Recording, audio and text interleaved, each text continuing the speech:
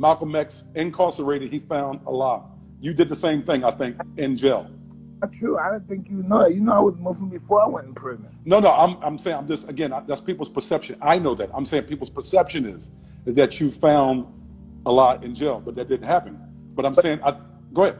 So, sound good for the books and the paper, so I let them go with it. But that's not true.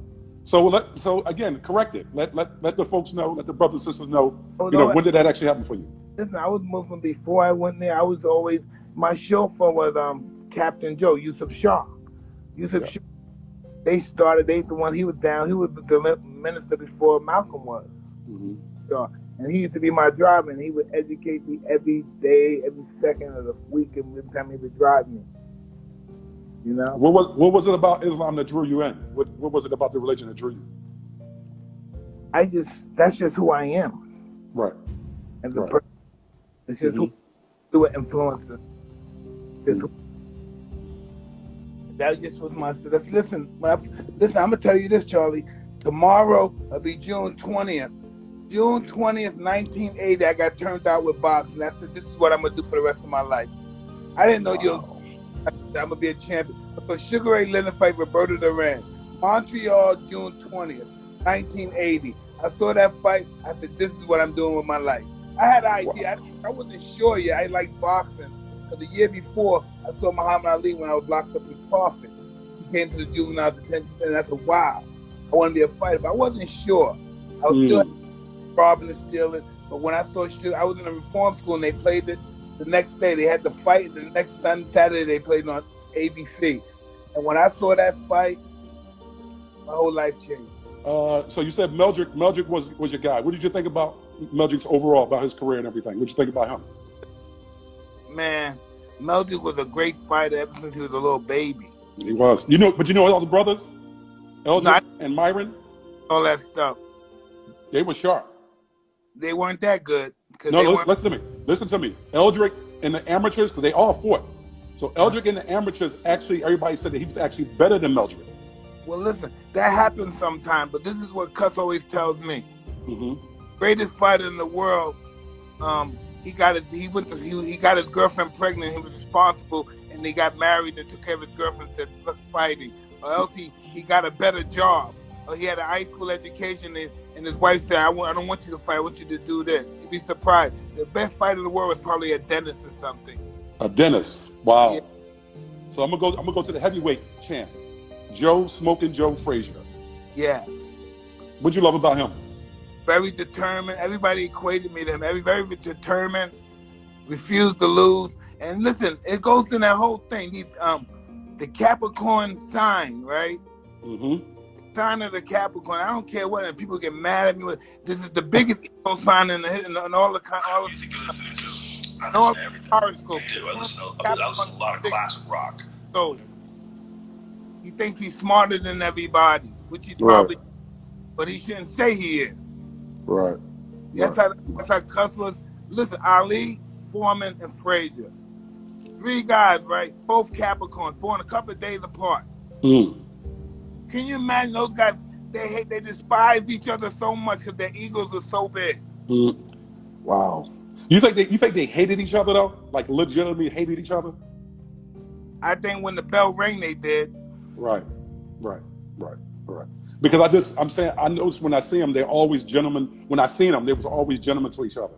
Listen, let me, funny, if you're a fighter, the only reason that the most of the time, 90% of the time, 95% of the time, that you're an exciting fighter is because it has to be your determination to want to hurt the other guy. How determined you are to want to hurt somebody. That's what makes fights. I always thought it was whoever wanted it more, whoever was willing to dig deeper in their spirit. Well, that's a form of how bad I want to hurt you. In order to win, I have to hurt you. I have to beat you up badly or convincingly. I also have to lay you out. UFC is more popular than boxing, right? Got higher ratings, right? Right? Yes. But the UFC will never be richer than a first-class fighter. That's true. It's true. It's evident. It's evident. You see the purses that Floyd is commanding. Make $100 million, Conor had to fight Floyd. Right. There's nobody that ever fought that can take the pain he took. He took it at a later stage in his life. Mm-hmm. Him in the 60s. Mm. Who touched him in the 60s? He got hit one. He got knocked down. He got hit probably twice. That left hook, and broke his jaw. And what's the other guy? The English guy. Ken Norton, and Joe Frazier. Yeah, but listen, guys. Don't care. Listen, George Foreman would knock Joe Frazier out 10 times out of 10 times, right? And listen, Muhammad Ali would beat George Frazier, George Foreman 10 times out of 10 times, right? Yes. But Joe Frazier would give Ali the fight of his life every time. Yo, that'd be the last guy Ali want to fight. Yeah, he don't want no part. Although he fought 3 times. Like Foreman or Frazier, gonna pick Foreman. Frazier had his. So he beat George Foreman's brain. Oh, absolutely. Listen, George Foreman's just as tough as he is. He can't fight him. He has to outthink him. He can't beat Foreman straight. Very few people could beat Foreman straight up punch for punch. That's almost impossible, to keep it real. Gotta be at some that man. Yeah, he had to outthink him. Yeah, that man's an animal. He's vicious. He's made to annihilate people. He was born for that. Born to as Drago said, to break you. Yes, born to break. But Ali broke him. No, but he's not just to break. He's here to break big, strong, scary men. So he essentially bullied the bully. Say what? Ali bullied the bully. So Ali's a big bully. There's no doubt about it. Wow. If you fought Ali, y'all could have fought. What would have been your preparation to fight him? Because you're a thinker as well. I would know one thing. I would have to be ready to go 15 rounds. 15 rounds with him. Because listen, I'm just keeping it real. Ain't nobody knocking him out. And the problem, they ain't knocking him out. Listen, even Holmes. Ali's one strange guy. You got to kill him to beat him. He won't quit. You got to kill him. That's weird. He doesn't even look. He looks like, in his prime, he looks like a model. He don't even look like a fighter. He said he was pretty. He said he was pretty. He said he was pretty, but boxing ain't pretty. No, ain't pretty. He's not pretty either. He's just a junkyard dog face. That's what it was? Yeah, he ain't no pretty. He's pretty, but he ain't pretty. He's inside, he's nasty. He deep down inside, he was a dog. Oh, he's a vicious animal. And he knew it. So listen, when Ali's fighting with you, he's talking to you. Yes, the whole way. He talked to George Foreman the whole way through, the whole fight, 1 through 8. Listen, the referee, Zach Clayton, right, was the referee, right? I think he was the one with Foreman. And he was just saying, listen, the guy was saying, you can't believe what he was saying to this guy. He was just, the referee was just saying, telling the reporter, you just can't believe, I can't tell you what he was saying to this guy. Ali is out of his mind. There's no doubt about it. Something's wrong with Ali. He was calling Joe Frazier Uncle Tom. No, he's talking about Joe Frazier. What's wrong? He's talking about his mother, fucking his mother, doing this to his mother, his sisters. Ali's out of his mind. Ali talking your head for 15 rounds. He's talking to you the whole way through. Frazier fight the first fight, and they got time to talk? So were you fearful every time you say the first day y'all sign up, y'all meet? Were you afraid of the actual opponent? Yeah. Really? Scary guy. But that's amazing, because I'm gonna tell you why. Everybody else, I'm talking about the whole world, was afraid, period. And you saying you were afraid. Yeah, that's what I found out. You know what? Being with Cuz, I found out this. Check this out, Charlie, right? I found out they were more afraid of me than I was of them. Yes. That's what I found out. This happened in our first year in our relationship that we're going to get together. I didn't think this was going to last a year, nigga. We got 11. It wasn't going to last a year. It was like two people that thought we knew each other didn't know anything about each other once we started living together. That's before we even said I do. We had a baby, so I thought I was going to do the right thing. I wasn't doing it. I had someone I think to inspire me to want to do the right thing to get this kid. Not in a million years think I was, Charlie. And I was probably, how much, baby? 60 million in debt? How much was that kid? 38 or 60? about 30 million in debt, right? And can you believe we bust that in the ass? We're not in debt. Smacked it. Years we're not in debt, baby. 6 years not in debt of collecting money. Can you imagine that? Wow. And 30 million to nothing. Fox is on here too. Who? Jamie. Tell him what's up, nigga. Tell me about him. Tell me, that's both our brother. What do you think about him portraying you? I see he bulking up. What do you think about Fox portraying you? I don't know. He can do a great job. I know that. He's gonna do an awesome job, as Mike Tyson would say. Yeah, I would. I'm very grateful. No, he's gonna listen to me. He's gonna go there. He's committed. When he goes in, he's committed. We're gonna see how this works out. I'm very excited about it. He got to come hang out with you, huh? Yeah, I'm gonna sit down and tell him the truth, and he's gonna have to learn how to process that. Charlie, you know what $20,000 gonna do for a street nigga? Right. I'll be back. It's like Mortimer yesterday. I'm saying on Trading Places. We back. One day, I'm gonna spend that on clothes. This brother's that's gonna be his life. He's gonna have that. You know how long he's gonna last? 20,000 in fucking Brownsville. Change his life. Can't still have money to get an apartment, rent some apartment for a year. So I want to go back to your coach, your father figure, Customato, right? Yeah.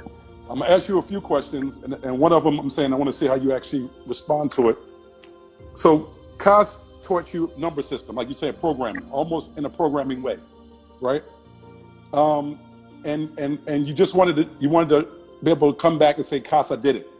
You know what I mean? I won, right? You get to the greatest day in your career to win the championship, to become the youngest heavyweight champ ever. You know what I mean? At that 19 years old, November 22nd, 1986, and he's not dead, huh? John F. Kennedy was assassinated. You know, it's the same day. The same day. Right. Wow. So you win the championship that day. And of course, he precedes that, you know, in his death. Did you feel like somewhat that he left you? I'm talking about like abandoned you. In a way, I felt that way. That's weird that you say that. I felt that he abandoned me because that's immature thinking. I was immature when he died. So I'm about myself. And he programmed that about me too. Don't only think about me. So I'm thinking, that old motherfucker, he left me. He gave me all this stuff and he left me out here with all these animals by myself. I was angry. To me, I'm gonna tell you, when I seen your relationship with Kevin Rooney, when I seen your relationship with all the people that Cos put around, he wanted them around you, and I seen it slowly but surely kind of reduce themselves, get away, actually put themselves in a situation where you moved them out of your life. No. And I was like, go ahead. Listen, it came to where they didn't understand I gave them the job. They thought they owned me. Wow. But they helped start me off. They thought they owned me. Wow. That's what that was all about. But Bill Clayton is his name? Bill Clayton, his name is? Yeah. What did you feel about them as managers? Typical slave master managers and shit. Wow.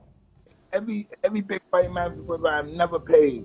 Because Cus had a guy he used to train that would watch the door. And every guy come in, listen, you know Wycliffe? Yes. One day me and Wycliffe, we was all in the street, we was hanging out. And you asked, I brought around 15 of him. I said, let's see the fight. And I brought 15, we didn't pay a dime. We walked right in the Madison Square Garden. You asked him that. You Mike Tyson. What are you supposed to? Listen, Michael Jackson couldn't go in the garden in a fight and bring 20 motherfuckers in. Free. Don't tell me Mike Tyson, that's just Customato fucking taking care of me from the dead. Wow. Listen, I'm different. I'll probably be into my own head. I got an ego. I ain't gonna let somebody talk to me a certain way. I'm not gonna let somebody act a certain way and stuff. But Cus was he's a master at what he do. That's why I succeeded in what I did, because he was a master. Not necessarily because of my skills and stuff, but because what he gave me the confidence. And what I learned about confidence is this. Confidence applied properly will supersede a genius. A genius won't have a match for him. Oh, I had Don King. I was confused. Everybody that was on my team was betraying me. Hey, listen, nigga. Were you aware of it at the present time? At the present? I don't know what I was aware of. I was aware of myself. I was aware of me. That's what you do when you're 19 years old with a lot of fucking money and never had it before. You're conscious of you, your material world, and your dick. So I had all the material and all the pussy that I wanted. Oof. But I didn't have no security for my future. I couldn't even fuck the bitches that I used to fuck because I had no money.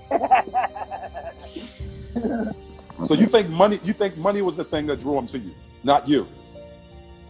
No, it had to be money, yeah. I made sure it was that. You said you made sure. I want them fucking people to know me. You think I want them to know my dark ass and never talk to me again? Fucking. Wow. That's pretty amazing right there. Wow. You would hit a guy to the body and then you go uppercut. Why would you just go uppercut? Why'd you go to the body first? The uppercut is the most underestimated punch, and it's the most unexpected punch. Because I noticed you would switch. You would switch to the right side, switch to the left side. You deliver a punch, and then you would kind of switch over. What was that about? Tell me about that. Listen, the art of the knockout, right? The art of the knockout is not seeing the punch. So the name of the game is trying to persuade the guy to believe something's happening that's not actually happening. Punch where he don't. Wow, you said the art. I didn't hear your whole thought. What did you say? Art of knocking people out is hitting them with punches they don't see. Listen, you see how great Muhammad Ali is? Forget his kids, his bloodline. There's nobody that on this planet that's going to be like him. So how you they're his bloodline, they're going to be like him? There's nobody on the planet. It has nothing to do. He had nothing to do with bloodline. He was created by the gods of war. He has nothing to do with bloodline. So you don't think lightning can strike again? Huh? You don't think lightning can strike again? You don't think it can happen again? Muhammad Ali lightning? Muhammad Ali? No. Really? Listen, you won't see it in your lifetime. I won't see it in my. I just at one time stealing was my life, robbing and stealing was my life, and now I have tried to do that. My mother was like borderline prostitute, and that didn't live well on me because she would do it in front of us. It was just that world, and that's the world I come in with. So that's probably why I had my experience with women. That's why my experience with women was always bumpy. Yeah, I have a saying that your mother's the first woman you fall in love with or out of love with, as well as your father. No, nigga, I married my wife because she got characteristics of my mother. That's what all men marry their mother. Even if they're not conscious of it. Even when they hate their mother, they marry their mother. That's the only woman they know about love from. So that's the only way they can perceive of love. Is from even that cranky ass woman who they're married, but they keep each other. Wow. That's the that's just really black, fake love, gutter love. That they fight all day, but they kill somebody else that'll fight against them.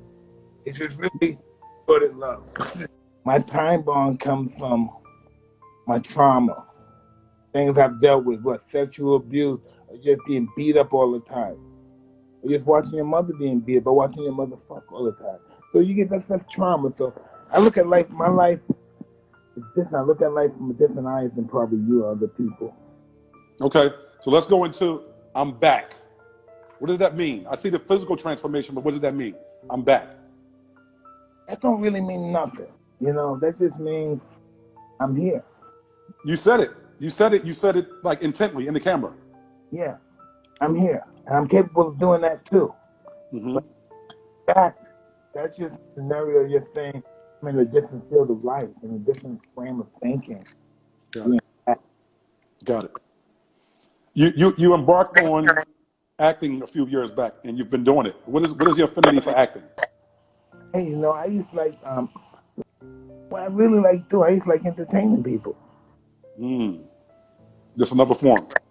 I used to like entertaining people. Ever since him explaining about if you do this, how many people will love you, and I got caught up with that.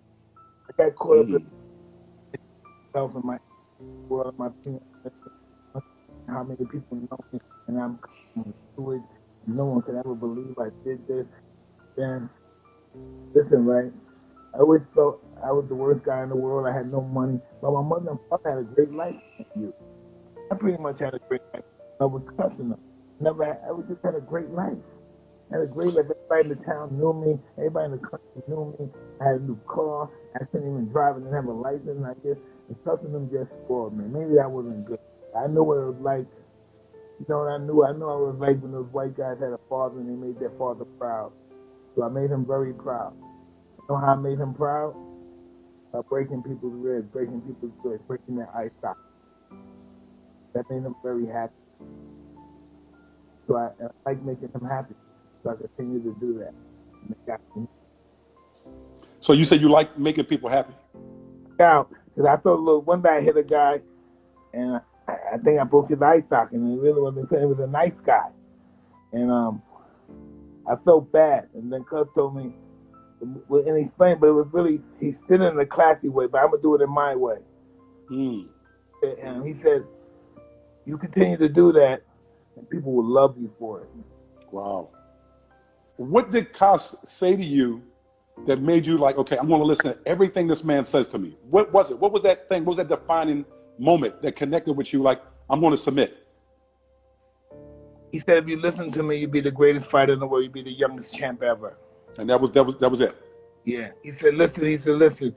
I used to always complain and cry because I didn't have girlfriends and stuff. He said, you listen to me, I'm going to have to buy you a bat to beat them off you. And he's right.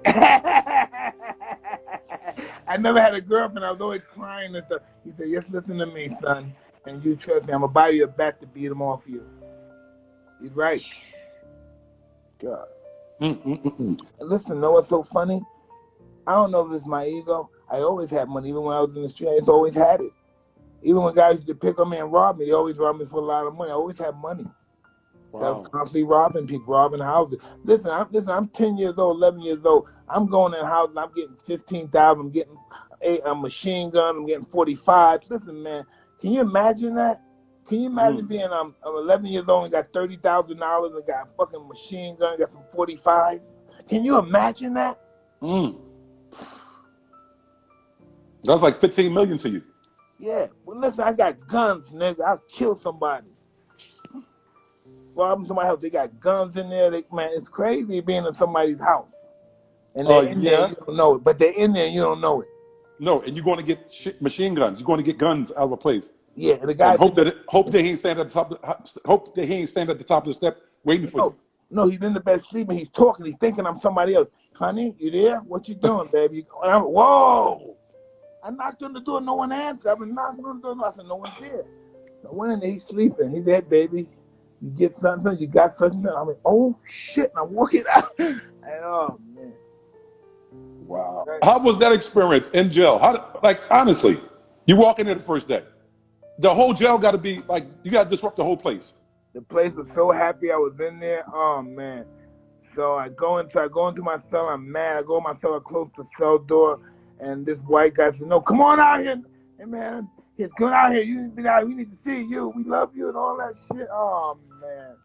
And yeah, it was just a lot of love. Too much love, and too much love is not good for you either. And you learn that when you're in rehab and you read the big book. And the quickest form of relapse is the lack of love and too much love. Isn't that stupid?